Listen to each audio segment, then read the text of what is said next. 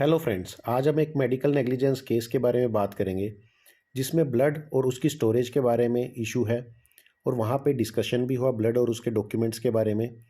Recently national commission ने 12 जनवरी को इसके बारे में अपना रिजल्ट दिया। कंप्लेनेंट ने कहा कि मेरे पेशेंट के ब्लीडिंग की समस्या थी, HB 6 ग्राम था और इन्वेस्टिगेशन में हाइपरटेंसिव हुई।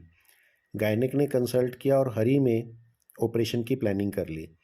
5 यूनिट ब्लड मंगाए, 2 यूनिट उन्होंने पहले दे दिए, 2 यूनिट इंट्रा और पोस्ट ऑपरेटिव दिए। TLH उन्होंने 23/4/2010 को किया। एक उन्होंने ब्लड अपने पास रख लिया और वो थर्ड डे दिया। क्योंकि वो ब्लड उन्होंने ब्लड बैंक में स्टोर नहीं किया, अपने ही हॉस्पिटल में किया था, तो वो कंटेमिनेटेड ब्लड जैसे ही दिया, मेरा पेशेंट सीरियस हो गया। इन्होंने इन्वेस्टिगेशन प्रॉपर नहीं किए, सर्जरी बहुत जल्दी में की, पेशेंट सीरियस हुआ, उसके बाद शिफ्ट कर दिया, उसको प्रॉपर नहीं मैनेज किया। नेक्स्ट डे वो मर गया और डेथ सर्टिफिकेट पे लिखा कि DICV डिस्ट्रीब्यूटिव शो किया, सेप्टिसीमिया हुआ है पेशेंट को। डिफेंस में डॉक्टर्स ने कहा कि जिस दिन लास्ट ब्लड ट्रांसफ्यूजन हुआ है उस दिन पेशेंट का HB 11.3 ग्राम था।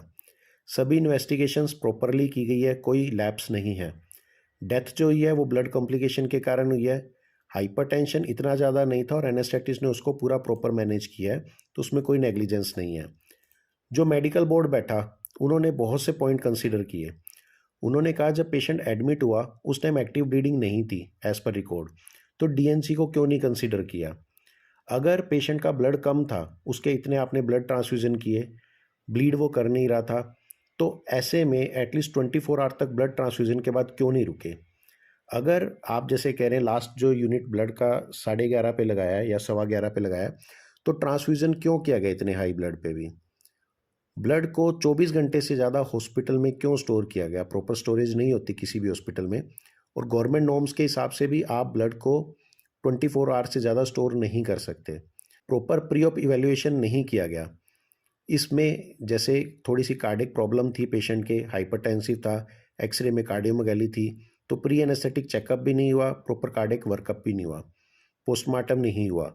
तो मेडिकल बोर्ड ने कंसीडर किया कि डॉक्टर ने मेडिकल नॉर्म्स के हिसाब से प्रॉपरली एक्ट नहीं किया। स्टेट काउंसिल ने ये सारे फैक्ट कंसीडर किए मेडिकल बोर्ड वाले, और इन्होंने नेग्लिजेंट कंसीडर किया। इन्होंने 8 लाख डॉक्टर को और 4 लाख हॉस्पिटल को एज ए कंपनसेशन रिवार्ड करने के लिए कहा। एग्रीव्ड होके कि कंपनसेशन कम है, पेशेंट पार्टी नेशनल कमीशन में गई और डॉक्टर्स ने कहा कि हम ठीक थे, ये सब गलत है।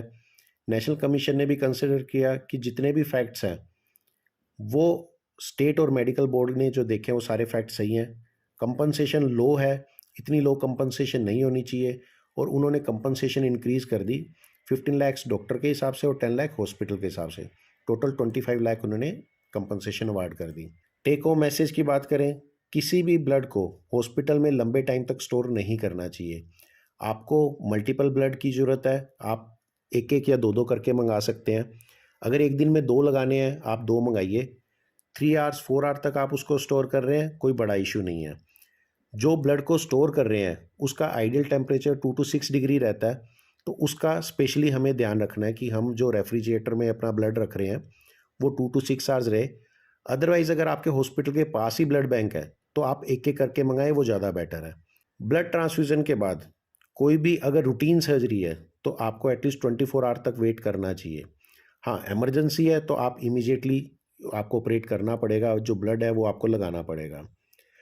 बहुत बार ऐसा होता है कि पेशेंट रिफ्यूज़ कर देता है DNC के लिए और सीधा कहता है मेरी हिस्टेक्टमी कर दीजिए।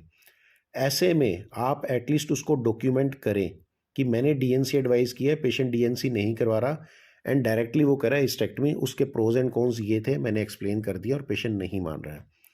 Thanks friends. अधिक जानकारी के लिए आप हमारे ईमेल पे हमें कांटेक्ट कर सकते हो। इस वीडियो को अधिक से अधिक शेयर और सब्सक्राइब करें ताकि जितने भी ये लॉ के वर्ड्स हैं ये सभी डॉक्टर्स तक पहुंच सके और सभी अवेयर हो सकें, ताकि वो बिना किसी हेजिटेंसी के अपने प्रैक्टिस कर सकें। Thank you.